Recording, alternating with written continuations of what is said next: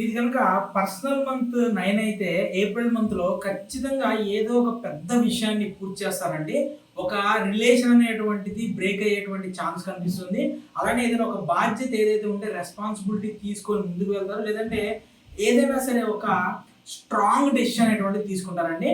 So friends మీది కనుక personal month 9 అయ్యి ఉంటే ఏప్రిల్ మంత్‌లో గనక మీకు పర్సనల్ లైఫ్ ఎలా ఉండబోతుంది, ప్రొఫెషనల్ లైఫ్ ఎలా ఉండబోతుంది, బిజినెస్ లైఫ్ ఎలా ఉంటుంది, లవ్ లైఫ్ ఎలా ఉంటుంది, అట్లానే విద్యార్థులకి, అలానే మీకు సంబంధించినటువంటి ఆధ్యాత్మిక పరంగా ఎలా ఉంటారు, వీటన్నిటి గురించి కూడా మనం ఈ వీడియోలో తెలియచేటువంటి ప్రయత్నం చేస్తారు. మరి ఇంకెందుకు ఆలస్యం, వీడియో చివరి వరకు కూడా చూసేటువంటి ప్రయత్నం చేయండి. హాయ్ ఫ్రెండ్స్, నేను మీ Vivek Chandra, astro numerologist in advanced techniques, pronologist and signaturologist. So personal month 9, ఒకవేళ మీకు పర్సనల్ మంత్ అంటే ఏంటని చాలా మంది అడుగుతున్నారండి. పర్సనల్ మంత్ ఎలా క్యాలిక్యులేట్ చేయాలని చెప్పి ఆల్రెడీ మనం ఒక ఛానల్లో మన ఛానల్ వీడియో చేసేసాం మనం.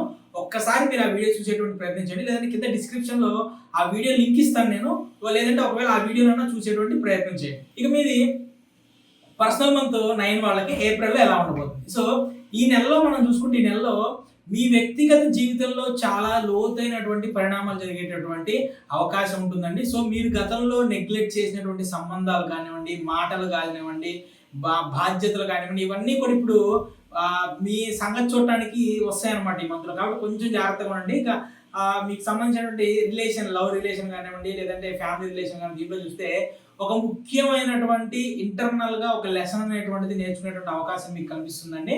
సో మీరు బలంగా ఉండాలండి. ఎందుకంటే ఒక ఫోన్ కాల్ కానీ, ఒక మెసేజ్ కానీ, మీకు ఒక బ్రేక్ త్రూ కానీ, లేదంటే అంటే ఆ బ్రేక్ త్రూ అనేటువంటిది లైఫ్లో మిమ్మల్ని పెంచడానిక, తగ్గించడానికి అనేటువంటిది డిసైడ్ చేస్తుంది. కాబట్టి కొంచెం జాగ్రత్తగా ఉండేటువంటి ప్రయత్నం చేయండి. అలానే కొన్ని పాత సంబంధాలకు ముగింపు పలిగేటువంటి అవకాశం కూడా ఉంది. సో ఇది కొత్త ఆరంభానికి దారి తీస్తుందండి.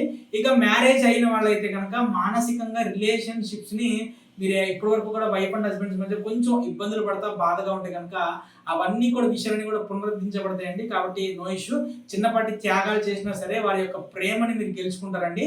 కుటుంబానికి ఎమోషనల్గా అవసరమైనటువంటి విధంగా, అవసరమైన సమయాల్లో మీరు వాళ్ళకి ఆధారపడుతుంటారు. కాబట్టి చాలా మంచి విషయం అండి మ్యారేజ్ అయిన వాళ్ళకి. ఇక సింగిల్స్ ఎవరైతే ఉంటారో వాళ్ళకన్నా చూసుకుంటే ఈ నెలలో ఒక కొత్త పరిచయం మీ జీవితాన్ని మార్చేటువంటి అవకాశం ఉందండి. సో కొత్త పరిచయం అనగానే ఖచ్చితంగా అది లవ్, లేదంటే మీకు ఎవరో వచ్చేసి అలా అనుకోకండి. కొత్త పరిచయం అంటే మనకి మీకు కొత్త మెంటర్స్ కానివ్వండి, లేదంటే మీ జీవితంలో మిమ్మల్ని పైకి తీసుకొచ్చేటువంటి వాళ్ళు ఎవరైనా సరే వాళ్ళు మీ జీవితంలోకి ఎదురయ్యేటువంటి అవకాశం కనిపిస్తుందండి. కానీ మొదట మీరు ఏం చేయాలంటేనండి, పాత బంధాలు ఏవైతే మిమ్మల్ని ఇప్పటి వరకు ఇబ్బంది పెడుతూ వచ్చిన పాత బంధాలు ఏవైతే ఉన్నాయో వాటిని కొంచెం దూరంగా ఉండేటువంటి ప్రయత్నం చేయండి. సో ఒక చిన్నదండి, ఓం మంగళాయ నమః, చాలా చిన్న మంత్రం కదా. ఓం మంగళాయ నమః అనేటువంటి చిన్న మంత్రాన్ని రోజుకి మీరు కనీసం 21 సార్లు ప్రార్థన చేసేటువంటి పని చేయండి. అలానే గుర్తుపెట్టుకోండి, ప్రతి ఒక్కరి జీవితంలో కూడా పాజిటివ్, నెగిటివ్ అనేటువంటి ఖచ్చితంగా ఉంటాయండి. సో పాజిటివిటీ అనేటువంటిది, నెగిటివిటీ అనేటువంటిది మనకి మన నేము, మన సిగ్నేచర్, ఈ రెండింటిని డిసైడ్ చేసిద్దండి. సో మన నేము, సిగ్నేచర్ అనేటువంటిది మన డేట్ ఆఫ్ బర్త్లకి, లేదంటే వాటికి అనుగుణంగా పాజిటివ్గా ఉంటే జీవితంలోకి వచ్చేటువంటి పాజిటివిటీ అనేటువంటి పెరుగుతుందండి. నెగిటివిటీ యొక్క ప్రభావం తగ్గుతుంది. సో ఫ్రెండ్స్, ఎవరైనా సరే అడ్వాన్స్డ్ మెథడ్స్లో నేమ్ కరెక్షన్ కావాలనుకున్నా సరే, మీ ప్రొఫెషన్కి అనుగుణంగా, లేదంటే మీ బిజినెస్కి కానీ, మీ జాబ్కి అనుగుణంగా మీకు వేదిక్ సిగ్నేచర్ కావాలనుకున్నా సరే, లేదంటే ఆస్ట్రో మొబైల్ నెంబర్ అనేటువంటిది కావాలనుకున్నా సరే, స్క్రీన్ మీద కనిపించేటువంటి నా నెంబర్కి మార్నింగ్ 10 గంటల నుంచి ఈవినింగ్ 4 గంటల మధ్యలో కాల్ చేసేటువంటి ప్రయత్నం చేయండి. ఇక జాబ్ చేసే వాళ్ళకి కనుక చూసుకుంటేనండి, గత కొంతకాలంగా ఏవైతే ప్రాజెక్టులు మీకు ఇబ్బంది పెడుతూ చాలా అంటే పెండింగ్లో కూడా ఉన్నాయో అవి ఖచ్చితంగా కూడా పూర్తయ్యేటువంటి అవకాశం కనిపిస్తుందండి. మీకు అంటే పదోన్నతి అంటే మీకు ఇన్నాళ్ళు మీరు ఏదైతే హయ్యర్ గ్రేడ్కి వెళ్ళాలి, ప్రమోషన్ దాని గురించి ఆలోచిస్తున్నారో, ఒకవేళ అవి రాకపోయినా సరే నో ఇష్యూ అండి. కానీ మీ నేము, ఫేమ్ అనేటువంటిది ఖచ్చితంగా పెరుగుతుందండి. అలానే మీ మాటలకు, మీ డెడికేషన్కు ఉన్నటువంటి ఆ డెడికేషన్ చూసి, డిటర్మినేషన్ చూసి మీ పై వాళ్ళు ఎవరైతే ఉంటారో మీ పై వాళ్ళు ఖచ్చితంగా కూడా చాలా అంటే చాలా ఇంప్రెస్ అవుతారండి. సో ఒక చిన్న హెచ్చరిక అనుకోండి. సో మీకు ఎవరైతే కొలీగ్స్ ఉంటారో మీ కలీగ్స్ యొక్క భావోద్వేగాలు అంటాం కదా మనం, ఆ భావోద్వేగాలని మీరు ఎప్పుడు కూడా తక్కువగా అంచనా వేసి తక్కువగా చూడొద్దండి. ఒక విషయం చెప్పుదండి, ఒక విషయం అనేటువంటిది జరిగేటప్పుడు ఎదుటివాడికి ఆ విషయం చాలా చిన్నదిగా అనిపించచ్చండి. కానీ ఆ విషయాన్ని ఫీల్ అవుతున్న వాళ్ళు ఎవరైతే ఉన్నారో వాళ్ళకి ఆ విషయం చాలా పెద్దదిగా ఉండిద్ది. అర్థమైందా? ఫర్ ఎగ్జాంపుల్ అంటే చిన్న ఎగ్జాంపుల్ చెప్తాను మనకు బాగా అర్థమవుద్ది. చాలామంది చాలామంది 90% అబోవ్ లవ్ ఫెయిల్యూర్స్ జరుగుతూనే ఉంటాయి. సో ఒక ఫ్రెండ్ వచ్చేసి అరే నువ్వేం ఫీల్ అవ్వమాకు ఇట్లాంటి లైఫ్‌లో జరుగుతా ఉంటాయి. అది ఇది అంటా ఉండి మనల్ని అంటే మనల్ని శాంతపరుస్తుంటాడు. అతను చేసేది మంచి పనే. కానీ అతనికి లవ్ ఫెయిల్ జరిగినప్పుడు నిజంగా అతను మనకు చెప్పినంత ధైర్యంగా ఉంటాడా? ఉండలేరండి. ఎందుకంటే ఆ విషయం అతనికి చాలా పెద్దది. ఎదుటోడికి చిన్నదిగా అనిపించిందనమాట. సో కాబట్టి మీరు ఎదుటి వాళ్ళ యొక్క భావాలు ఏవైతే ఉంటాయో దాన్ని తక్కువగా అంచనా వేయకండి. అలానే మీరు బలంగా మాట్లాడతారు. కానీ కూడా మాటలో ఫోర్స్‌నెస్ పవర్‌ఫుల్లే కదండీ! ఆ మాటలో కొంచెం స్వీట్‌నెస్, మృదుత్వాన్ని కూడా తీసుకురండి. అప్పుడు బావుండిద్ది. లేదంటే చాలా అంటే చాలా ఇబ్బందులు పడతారండి. సో ఫ్రెండ్స్ ఇంకో విషయం ఏంటంటే చాలామంది సార్ మీరు మా రూలింగ్ నంబర్ ఏంటి? డెస్టినీ నంబర్ ఏంటి? అని అడుగుతున్నారండి. సో కింద మీరు మీ డేట్ ఆఫ్ బర్త్ అనేటువంటిది నాకు పెట్టండి. మీకు సంబంధించినటువంటి కాంబినేషన్ రూలింగ్ నంబర్ ఏంటి? డెస్టినీ నంబర్ ఏంటి? అనేటువంటిది కాంబినేషన్ 2/3 3/4 ఇట్లా ఉంటాయి కాంబినేషన్స్. మొత్తం 81 కాంబినేషన్స్ ఉంటాయి.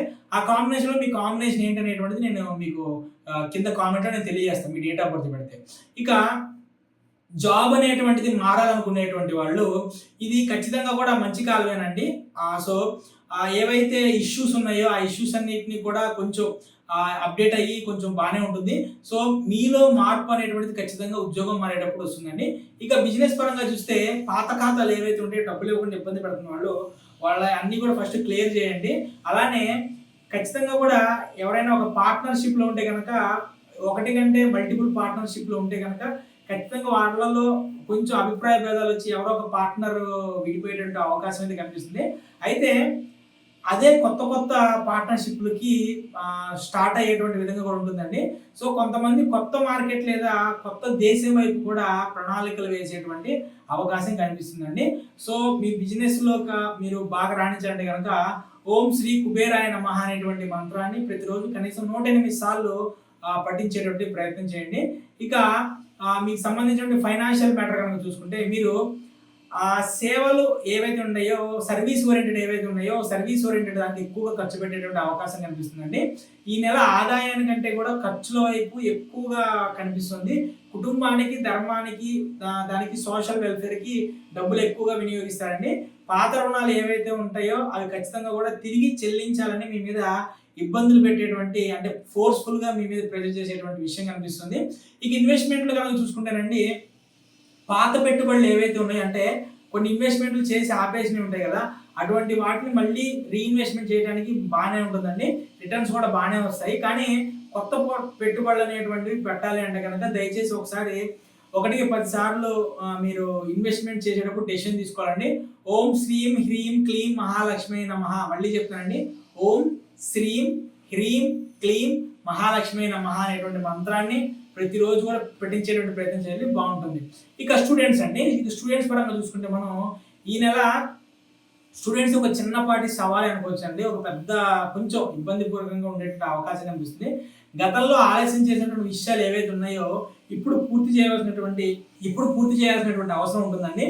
మీరు దీర్ఘకాలిక లక్ష్యాలు ఏవైతే ఉంటాయో వాటి మీద దృష్టి పెట్టండి. అంటే ఫర్ ఎగ్జాంపుల్ మీరు ఇప్పుడు ఇంటర్ చదువుతున్న స్టూడెంట్స్ ఉన్నారనుకోండి, లేదంటే డిగ్రీ చదువుతున్న స్టూడెంట్స్ ఉన్నారనుకోండి. మీకు సంబంధించి అంటే మీరు పలానా కంపెనీలో ఉద్యోగం చేయాలని మీరు ఇప్పుడే అనుకున్నప్పుడు దాన్ని ఏ ఇయర్‌కి చేయగలుగుతారు అనేటువంటి దాన్ని డివైడ్ చేయండి. అంటే మీ గోల్స్‌ని డివైడ్ చేయండి. Short term goals, long term గోల్స్‌లా. ఈ విధంగా డివైడ్ చేసుకున్న తర్వాత ఏ ఇయర్‌కి ఎలా మనం ఎదగాలి, ఏ ఇయర్‌కి మనం ఎలా ఎదగాలి అనేటువంటి చిన్న ప్లానింగ్ చేసుకుంటూ ముందుకెళ్ళండి. ఖచ్చితంగా చాలా పాజిటివ్ ఉంటుందండి. ఇక పరీక్షలు రాసే వారికి ఏంటంటే కొంచెం ఏకాగ్రత అనేటువంటిది పెరగాలండి. పాత టాపిక్స్ అనేటువంటి దాన్ని పూర్తిగా రివిజన్ చేసుకొని వెళ్ళండి. ఇంకోటి ఏంటంటే క్వెషన్ పేపర్‌ని అర్థం చేసుకొని రాసేటువంటి ప్రయత్నం చేయండి. లేదంటే కొంచెం అక్కడ ఇబ్బంది పడేటటువంటి అవకాశం ఉంటుందండి. ఇక స్కాలర్‌షిప్ నెక్స్ట్ వచ్చి ఫారిన్ స్టడీస్, ప్రాజెక్టులు ఇటువంటి అంశాలు ఏవైతే ఉన్నాయో వాటిలో కొంచెం జాగ్రత్తగా ఉండండి. సో స్టూడెంట్స్ అందరూ కూడా ఓం ఐం హ్రీం శ్రీం మళ్ళీ చెప్తానండి. ఓం ఐం హ్రీం శ్రీం సరస్వత్యై నమః అనేటువంటి మంత్రాన్ని 43 సార్లు ప్రతిరోజు ఖచ్చితంగా 108 సార్లు ఏదైనా సరే చదవడం అనేది చాలా బాగుంటుందండి. 108 సార్లు మహా అయితే 20 నిమిషాలు టైం పట్టదండి. 20 నిమిషాల టైం కూడా మీ వృద్ధికి మీరు కాపాడుకోలేకపోతే, అంటే మీ వృద్ధి కోసం మీరు సమయం కేటాయించలేకపోతే ఇంక మనం ఏం చేయలేమండి. సో ఇక ఆధ్యాత్మిక విషయం కనుక చూసుకుంటే, ఇది అత్యంత, అంటే మీకున్నటువంటి అన్ని మనసులో కూడా అత్యంత ఆధ్యాత్మికంగా ముందలకెళ్ళేటువంటి నెల అని చెప్పుకోవచ్చండి. మీరు ఈ ఈ ఈ మంత్ మానవత్వానికి చాలా దగ్గరగా ఉంటారండి. భావోద్వేగాలకు కానివ్వండి, సేవకి కానివ్వండి, సోషల్ రెస్పాన్సిబిలిటీ ఇవన్నీ కూడా బాగా అనుభవిస్తుంటారండి మీరు. సో ఈ నెలలో మీరు ఏమైనా ఆధ్యాత్మిక కార్యక్రమాలు చేయగలిగితే, గోసేవ కానివ్వండి, అన్నదాన కార్యక్రమాలు కానివ్వండి, తపస్సు అంటే ధ్యానము, మెడిటేషన్స్, అంటే ఇంకోటి ఏంటంటే ఇప్పుడు వరకు ఎవరినైనా సరే మీరు క్షమించలేకుండా ఉంటే కనుక వాళ్ళని క్షమించేయటము. సో ఇటువంటి లెట్ ఇట్ గో అనేటువంటి పాలసీ అండి, అటువంటివి మీరు చేయండి. ఇంకోటి ఏంటంటే చాలామంది అన్నదానాలు అది ఇది చేయలేకపోతున్నాం అండి అది అంటున్నారు. అంటే మిమ్మల్ని కనీసం నెలలో ఒక్కసారి ఆకలిగా ఉన్న వ్యక్తికి ఒక టిఫిన్ పొట్లం ఇవ్వలేనటువంటి ఇది మీకున్నప్పుడు లక్ష్మీదేవి లేదంటే సరస్వతీదేవి కానీ లక్ష్మీదేవి కానీ మీ దగ్గరికి ఎందుకు వస్తారండి? ఒక విషయం గుర్తుపెట్టుకోండి, మానవ జీవితం ఇచ్చిందే పరోపకారానికి, దానికి. సో దాన్ని పక్కన పెట్టి మనం దేనికో వాడుతూ ఉంటాం మనం. ఓకే, అది పక్కన పెట్టేద్దాం మనం. సో కనీసం వారంలో ఒక్కసారన్నా సరే ఆ గుడి దగ్గరికి వెళ్తే అడుక్కునే వాళ్ళకి ఒక టిఫిన్ పొట్లం ఇచ్చేటువంటి ప్రయత్నం చేయండి. మహా అయితే 100 రూపాయలు ఖర్చు అయింది, లేదంటే ఒక 50 రూపాయలు ఖర్చు పెట్టండి. అనవసరం విషయాలకి ఎన్ని విషయాలు ఖర్చు పెడతాం మనం? ఒక 20 మంది ఉంటారు అడుక్కునే వాళ్ళు, 10 రూపాయలు ఇచ్చి అందరినీ తీసుకోండి అంటారు. ఏం సెన్స్ ఏమి ఉండదండి. 20 మంది ఉన్నప్పుడు ఒక 20 రూపాయలు ఇచ్చి తలో 1 రూపాయి అన్న రావాలి. నేను చూస్తానండి, నేను గుళ్ళకి వెళ్ళినప్పుడు గురువారం పూట మనం బాబా గుళ్ళకి దానికి వెళ్తాం కదా, శనివారం పూట ఆంజనేయ స్వామి గుడికి ఒక 10 మంది ఉంటారండి అడుక్కునే వాళ్ళు. పాపం వాళ్ళకి ఏం చేస్తారు, వెళ్ళేటప్పుడు ఒక 5 రూపాయలు ఇచ్చి అందరం తీసుకున్నాను అంటే మనిషికి 10 రూపాయి. 10 రూపాయికి ఏమొస్తుంది చెప్పండి ఈ రోజుల్లో? సో కాబట్టి కనీసం వారానికి ఒకసారి మనం ఇచ్చేటప్పుడు మిమ్మల్ని ఏమి మీ వేలకు వేల రూపాయలు ఇవ్వమని చెప్పమనండి. ఒక విషయం చెప్తే గుర్తుపెట్టుకోండి, యూనివర్స్లో ఉండేటువంటి కొన్ని లాస్ ఉంటాయండి. ఆ లాస్లో మనం ఎదుటి వారికి ఏమిస్తే అది 10 మనకు వచ్చిందండి. గుర్తుపెట్టుకోండి, మనం సంపాదించేటువంటి సంపాదనలో కనీసం 10% తీసి పక్కన పెట్టి, 10% తీసి పక్కన పెట్టి ఆ 10%లో ఒక 2% గోసేవకి, ఒక 2% గురువులకి, ఒక 2% మన కోసం, మిగిలిన డబ్బులు సమాజ సేవకి, అడుక్కునే వాళ్ళకి, గోదానాలు, అన్నదానాలు, లేదంటే విద్యాదానాలు, పిల్లలకు పుస్తకాలు, ఇట్లా చేయండి. చూడండి, మీరు కోటీశ్వర్లు అయిపోతున్నారు అంటే వాళ్ళకి వచ్చిన డబ్బులు వాళ్ళు ఎన్నో దాన ధర్మాలు చేస్తూ ఉంటారు కాబట్టి ఏది ఇస్తున్నారో 10 అది వాళ్ళకి వస్తుందండి. 1 కోటి రూపాయలు ఖర్చు పెడతారు, 10 కోట్లు వస్తుంది. మీరు కూడా 100 రూపాయలు ఖర్చు పెట్టండి, 1000 రూపాయలు వస్తాయి తిరిగి. రేపు పొద్దున మీరు 1000 రూపాయలు ఖర్చు పెట్టే స్థితికి వస్తారు, అప్పుడు 10,000 వస్తాయి. 10,000 ఖర్చు పెట్టే స్థితికి వచ్చినప్పుడు 1,00,000 రూపాయలు వస్తాయి. సో ఇది సీక్రెట్ అనమాట. ఓకేనండి. సో గురువు ఎవరైతే మీరు గురువుగా అనుకుంటారో ఆ గురువు దగ్గరికి వెళ్ళి కలిసి ఆ గురువుతో ఒక 10 నిమిషాలు కూర్చొని మాట్లాడేటువంటి ప్రయత్నం చేయండి. ఇక ఓవరాల్గా మీకు సంబంధించినటువంటి జాగ్రత్తలు ఇవన్నీ కనుక చూసుకుంటే, పాత విషయాలకి ఎమోషనల్ అయిపోయి అక్కడ ఇరుక్కుపోకండి. అలానే క్షమించేటువంటి గుణం తెచ్చుకోండి. కొంచెం పీస్ఫుల్గా ఉండేటువంటి ప్రయత్నం చేయండి. సేవా కార్యక్రమాలు ఎక్కువగా పంచుకోండి. ఇది ఖచ్చితంగా నెక్స్ట్ మంత్ మీకు ఖచ్చితంగా కొత్త విషయాలు ఏదైతే జరుగుతాయి కాబట్టి ఆ నెక్స్ట్ మంత్ జరిగేటువంటి విషయాల కోసం ఇప్పుడు మీరు సిద్ధంగా ఉండండి. శరీరం మనసు రెండింటిని కూడా శుభ్రంగా ఉంచుకోండి. సో ఫ్రెండ్స్, ఏప్రిల్ నెల పర్సనల్ మంత్ 9 ఉన్న వాళ్ళకి ఒక దశ అనేటువంటిది ముగిసి మరో కొత్త దశ ఆరంభానికి నాంది అనేటువంటిది పడుతూ ఉంటుందండి. కాబట్టి ఈ నెలలో మీరు క్షమించడం నేర్చుకోండి. జీవితం కొత్త వైపు అడుగులు తీస్తుంది. సో మీరు పాత సంబంధాలు ఏవైతే ఉన్నాయో, మిమ్మల్ని ఇబ్బంది పెట్టిన సంబంధాలకి ముగిస్తే కొత్త బంధాలకి తలుపులు తెరుచుకుంటాయండి. సో ఫ్రెండ్స్, నా వీడియోని లైక్ చేసి నా ఛానల్ని సబ్స్క్రైబ్ చేసుకొని కింద కామెంట్లో మీ డేట్ ఆఫ్ బర్త్ నాకు పెట్టిన మీ అందరికీ కూడా నా హృదయపూర్వక కృతజ్ఞతలు అండి. Thank you.